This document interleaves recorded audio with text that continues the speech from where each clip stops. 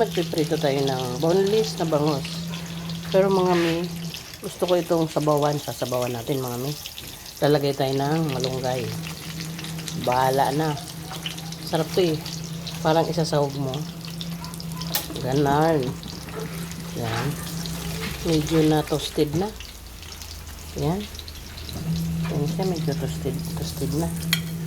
Yan, nasunog ng konti.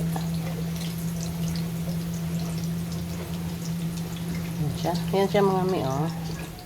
Sasabaw tayo. Ito mga mi, magsasabaw tayo. Yan. Papakulo lang tayo ng ng kamatis sibuyas. Papakuluan. Mga mi, kita nyo naman, kumulo na. Ilalagyan na natin ang ating fishy. Ang ating pinirito. Diba? Ay, lutong to eh. Lutong... Basta. Hindi ko na alam kung anong luto to. Basta gusto kong sabawan. Ayan. Tapos ilalagay na natin yung ating yung kamatis, oh. Bango. Ayan, oh. Hindi natin naubusin yung prito kasi baka hindi sila kumain. Hindi kumain ng aking... Ayan, kulong-kulo na. Ilalagay na natin yung ating malunggay. Umapaw na. Ilagay natin yung malunggay natin.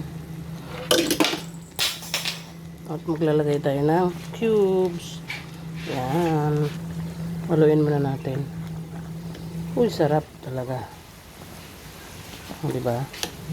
Yan lang, katalo na. Ulam ng to ulam ng pangmahirap. Kaya yung mga mayayaman dyan, shout out sa inyo. Char lang. Uy, ang sarap niyan.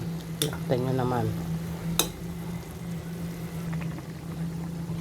Ayan, luto na. Luto na mga mi, mga kakuking. Luto ng ating sinabawang pritong bangus na boneless. Diba? Para-paraan lang yan. Para magkaroon ng gulay. Yun. Alam nyo mga mi, nag-i-stack ako ng malunggay sa ref. Sa aking kasi kailangan ko talaga malunggay. Ayan, makita nyo yan.